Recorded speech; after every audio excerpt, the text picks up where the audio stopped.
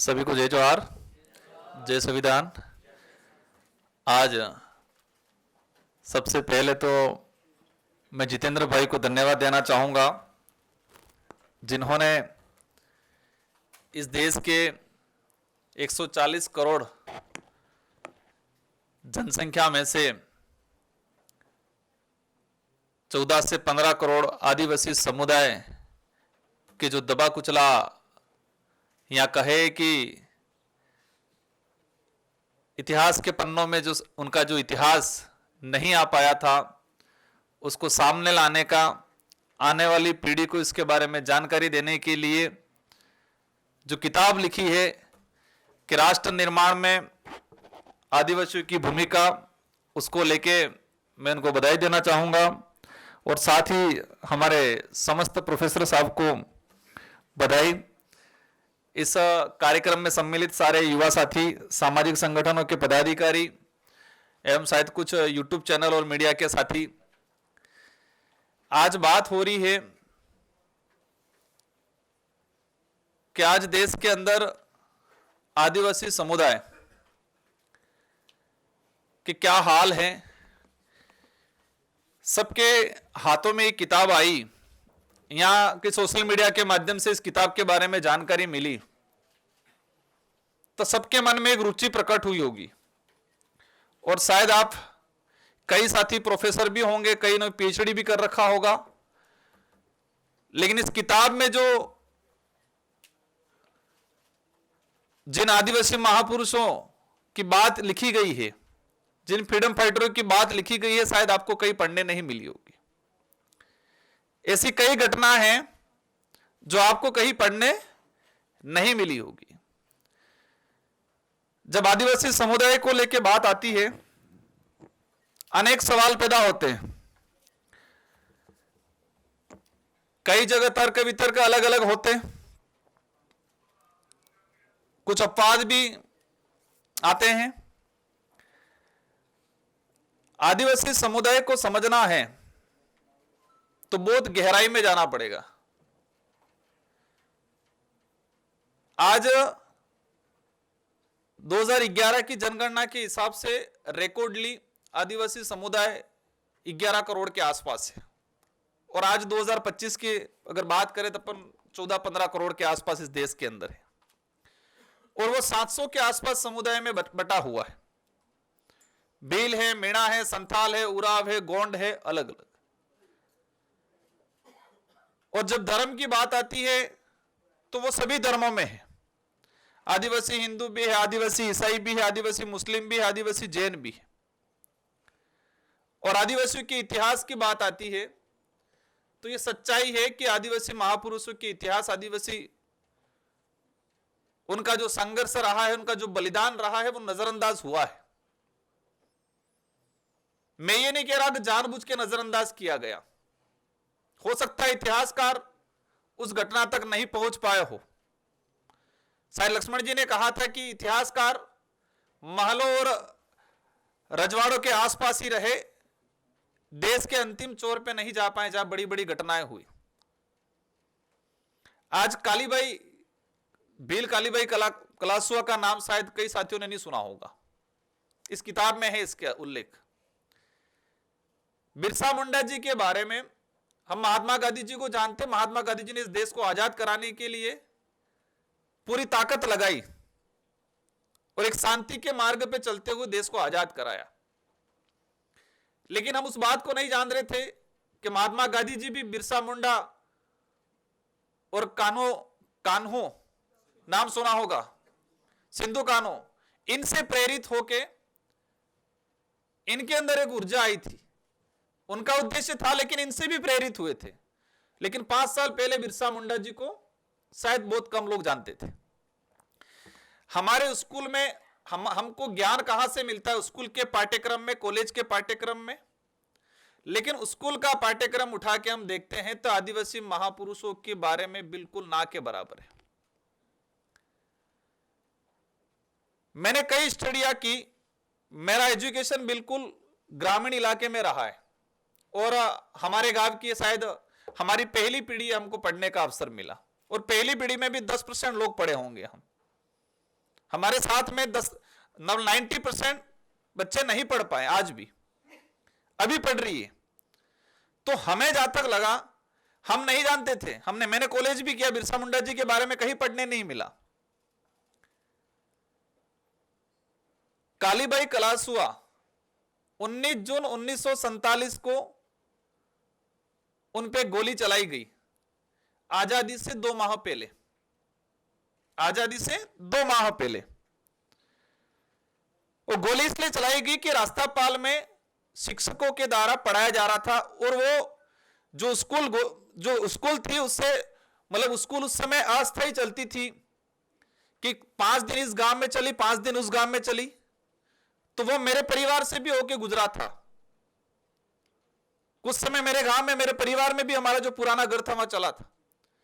तो गोली मारी गई, इसलिए मारी गई कि वो स्कूल बंद कराई जा रही थी, और पाठ्यक्रम में पढ़ाया जाता है कि अंग्रेजों ने गोली मारी। अब पढ़ा लिखा व्यक्ति तर्क करने लगा कि आजादी से 2 महीने पहले हम एक तरफ पढ़ रहे हैं कि देश का संविधान निर्माण की शायद पहली बैठक 1946 में हुई, जून जुलाई के आसपास। तो संविधान निर्माण की बैठक हो रही थी देश में, और उसके 1 साल बाद देश के अंदर अंग्रेज गोली मार रहा है। ये हम इतिहास में पढ़ रहे हैं, मतलब आजादी से 2 महीने पहले। जब यह सवाल उठा तो हमारे राजस्थान के अंदर 5वीं क्लास की कक्षा उस किताब में एक पाठ्यक्रम पढ़ाया जाता था, तो उसको हटा दिया गया। जलियांवाला बाग हत्याकांड के बारे में सब जानते होंगे,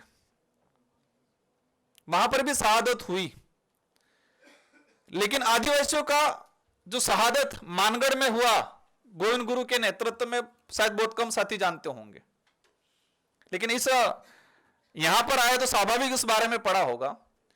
इसको भी इतिहासकारों ने अपमानित किया। कैसे अपमानित किया? इतिहास के पन्नों में मैंने कई लेखकों की किताबों में पढ़ा है कि दूसरा जलियांवाला बाग हत्याकांड, इसको क्या कहा गया कि दूसरा जलियांवाला बाग हत्याकांड।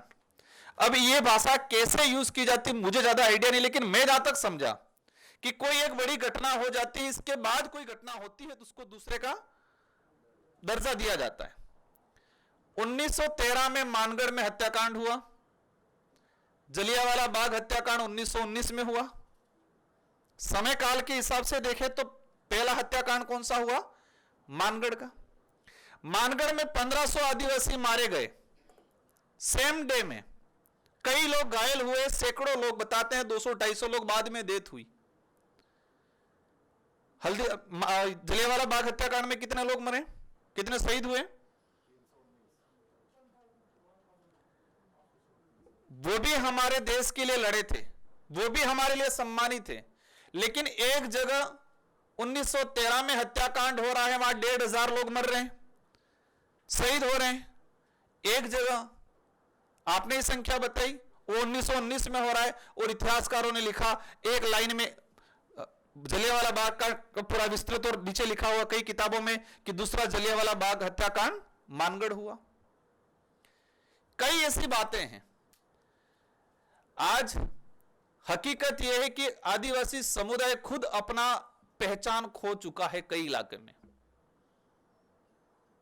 कुछ पढ़ लिख गए आदिवासी समुदाय, वो भी कह रहा है मैं एसटी हूं लेकिन आदिवासी नहीं हूं। अधिकारी वर्ग भी है इसमें।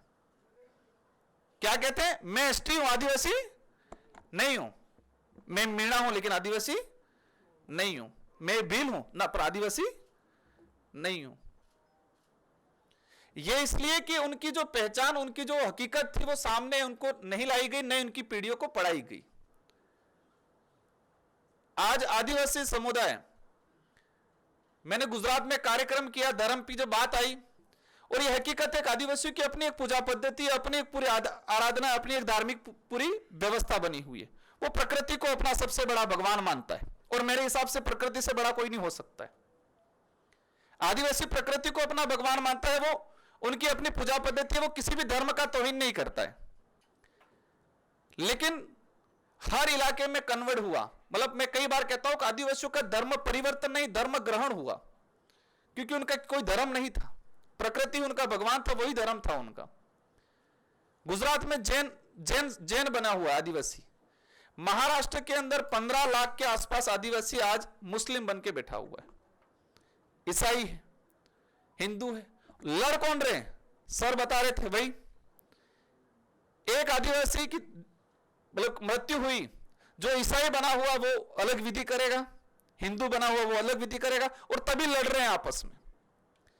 आज हकीकत बिरसा मुंडा, सिंधु कान्हू, टाटिया भील, ये जल जंगल जमीन के लिए लड़े, पहचान के लिए लड़े, अस्तित्व के लिए लड़े, स्वाभिमान के लिए लड़े। लेकिन आज आदिवासी देश के अंदर आपस में सिर्फ धर्म के लिए लड़ रहा है। और वो कौन लड़ रहा है? आपस में ही लड़ रहा है।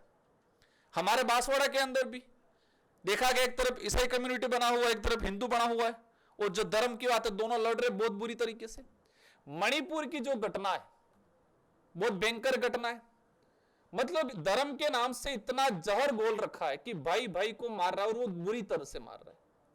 और ये चीजें पूरे देश में होने वाली आने वाले समय में, अगर पढ़े लिखे युवाओं ने, अपन ने, सबने ध्यान नहीं दिया तो देश में बहुत भयंकर। बहन बेटियों के लिए नहीं लड़ेंगे, जमीन के लिए नहीं लड़ेंगे, अधिकारों के लिए नहीं लड़ेंगे, लेकिन धर्म का इतना जहर घोला जा रहा है हर तरफ से। मैं किसी एक धर्म को दोष नहीं दे रहा हूं, कहीं ना कहीं सबकी जिम्मेदारी है, सब जिम्मेदार हैं। और स्थिति इतनी भयंकर बनी हुई। मैं भी कई बार पोस्ट डालता हूं सोशल मीडिया पे, कहते हैं आप तो हिंदू विरोधी हो। फिर कई बार हम कहते हैं आदिवासी ना हिंदू है ना ईसाई है, कुछ कहते हैं आप ईसाई विरोधी हो। हम किसी के विरोधी नहीं है। आदिवासियों ने अपनी पहचान, क्योंकि उनको क्या लगा कि पिछड़ा हुआ है, हमने भी गलत किया है। आदिवासी समुदाय से आने वाले पढ़े लिखे लोगों ने भी गलत किया है। हम पढ़ लिख गए, हम हिंदी बोल गए, गांव का आदमी लोकल भाषा बोल रहा है तो उसको हमने अनपढ़ गवार मान लिया। मेरा यह कहना है कि आदिवासी समुदाय का ही व्यक्ति दिल्ली में पैदा हुआ, पैदा होने के बाद उसने कभी अपनी मातृभाषा नहीं सीखी, और आप कभी गांव में गए, अब गांव के 100 लोग मिलके भीली भाषा में बात कर रहे हैं और आपको समझ में नहीं आया तो उनकी नजर में, आपके दृष्टिकोण से देखेंगे तो आप भी गवार हैं, तो गवार ही है ना। क्योंकि हमारी क्या थिंकिंग है आज कि जो गांव से आया हुआ व्यक्ति जो अपनी मातृभाषा में, गोंडी भाषा में, भीली भाषा में अगर बात कर रहा है तो हम क्या कहते हैं? ये तो गवार है।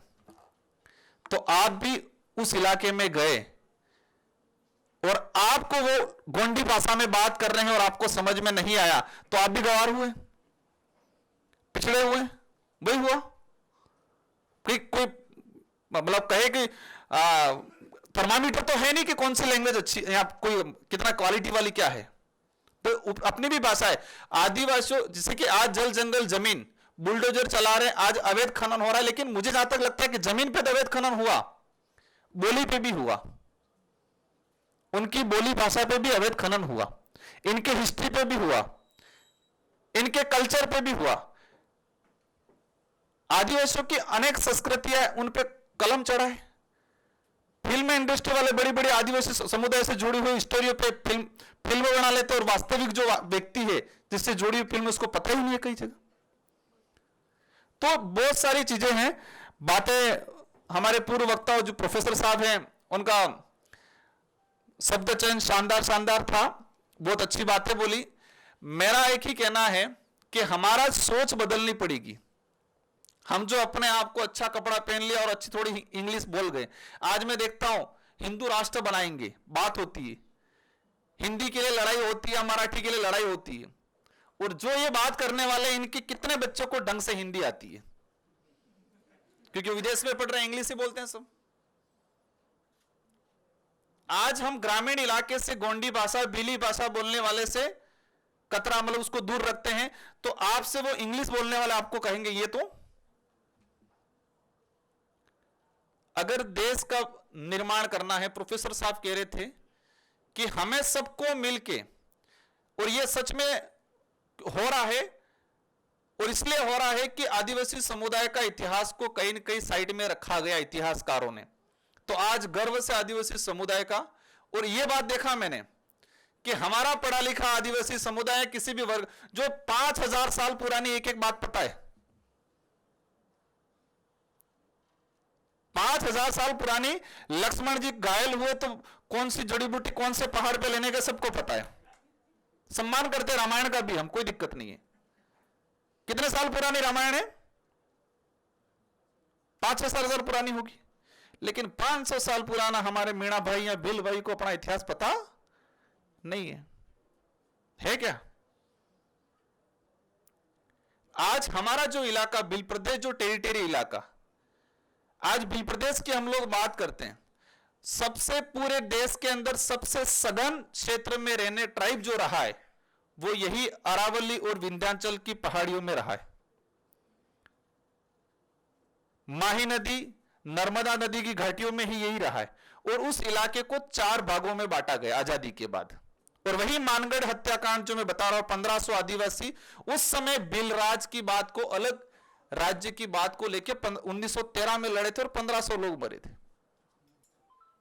4 राज्यों में बांट गया, लैंग्वेज खत्म हो गई, बिली लैंग्वेज।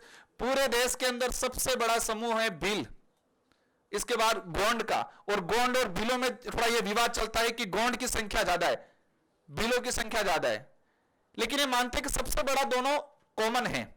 और आज बिखर गया सारा, राज्यों में बढ़ गया, धर्म में बढ़ गया, बोली भाषा में बढ़ गया, जातियों में बढ़ गया। और यही नहीं, धर्म नहीं, आदिवासी एसटी में है, आदिवासी ओबीसी में, आदिवासी जनरल में भी है। अंडमान निकोबार गया, गोंड समुदाय के लोग 2.5 लाख के आसपास है, गोंड संथाल सब जनरल में आ रहे हैं। हर इलाके के अंदर आज मुझे यूपी से मिले, गोंड समुदाय ओबीसी में आ रहा है। मेरा भील भाई रोद गोत्र का गुजरात में जाएंगे, कई जगह जनरल में जा रहा है। कटारा हमारी गोत्र के साथी गुजरात में जाएंगे, कोई रावत में जा रहा है, कोई ओबीसी में जा रहा है। इतना बिखराव हुआ जिसकी कोई सीमा नहीं है। उसका एक ही रीजन है कि आदिवासियों का अपना खुद का नेतृत्व करने वाला भाई कोई नहीं मिला। यह सच है कि आप भी किसी गांव का प्रतिनिधित्व करते हो तो पहले आपके गांव का करोगे, ना कि दूसरे गांव का। और यही चीज हुआ है। संविधान निर्माण की बात करें, आज आधुनिक भारत की बात करें, और अंतिम समय में यह चीज कहना चाहूंगा कि कई लोगों को लगता है कि आदिवासी के अंदर यह तो टकराव पैदा होगा। टकराव कभी पैदा नहीं होगा, क्योंकि आदिवासियों के अंदर हम कहते हैं कि अतिथि देवो भव, जो संबोधन दे रखा है, जो इंडिया की पहचान बताते हैं अतिथि देवो भव, तो वो आज भी आदिवासी समुदाय के अंदर जिंदा है। उसका 2 मिनट में बात करके समाप्त करना चाहूंगा। चिट्ठी शायद मेरे पास आ गई है, शायद इसका टाइम ओवर हो रहा होगा। आज आप शहर में जाओगे, शहर में दरवाजा खटकाओगे तो वो पूछेगा कि आप कौन हो, कहां से आए हो, ये पूछेगा। और आज आदिवासी समाज के गांवों में, घरों में जाओगे तो पहले कहेगा मेहमान आए हैं, बिठाएगा, पानी पिलाएगा, चाय पिलाएगा, फिर पूछेगा कि पहचान में नहीं आए आप कौन हो। ये अतिथि देवो भव है। शहर में दरवाजा खोलने से पहले पूछेगा कौन हो, कहां से आए हो, क्या काम है। उसको समझ में आएगा तो बुला के पानी पिलाएगा, बाकी नहीं पिलाएगा। और गांवों में कभी नहीं देखा वो आदमी, लेकिन गांव ट्राइबल में जाएंगे तो वो पूछेगा, बिठाएगा, मेहमान। शब्द क्या देगा? मेहमान आया है, पामना आप जाए, बिठाएगा, पानी पिलाएगा, चाय पिलाएगा, फिर पूछेगा कि पामने मतलब लोकल लैंग्वेज पूछेगा, आप पहचान में नहीं आए थोड़े बहुत, आप बताओ, शर्मिंदा होके पूछेगा। ये अतिथि देवो भव है। ट्राइबल इलाके के अंदर 1000 गांव होंगे एक गांव में, और किसी एक अन्य कम्युनिटी का गांव होगा, पूरा गांव मिलकर उसकी बहन बेटियों की रक्षा करेगा। इतिहास के किसी पन्ने पे यह नहीं मिलेगा कि आदिवासी ने किसी का शोषण किया, अत्याचार किया, आदिवासी ने कहीं नरसंहार गलत तरीके से किसी के साथ गलत नहीं। आदिवासी ने हमेशा अपनी सुरक्षा के लिए लड़ा है, न कि शोषण करने के लिए। आज तक आदिवासी नहीं लड़ा है, क्योंकि वो इंसानियत की भावना है, प्रेम भावना है। अतिथि देवो भव की जो बात करते हैं वो आदिवासियों के अंदर ब्लड में है। इन्हीं शब्दों के साथ आप सबको धन्यवाद, और जितेंद्र भाई को पुनः आपको बधाई, शुभकामनाएं। ऐसे ही किताब लिखते रहे। धन्यवाद।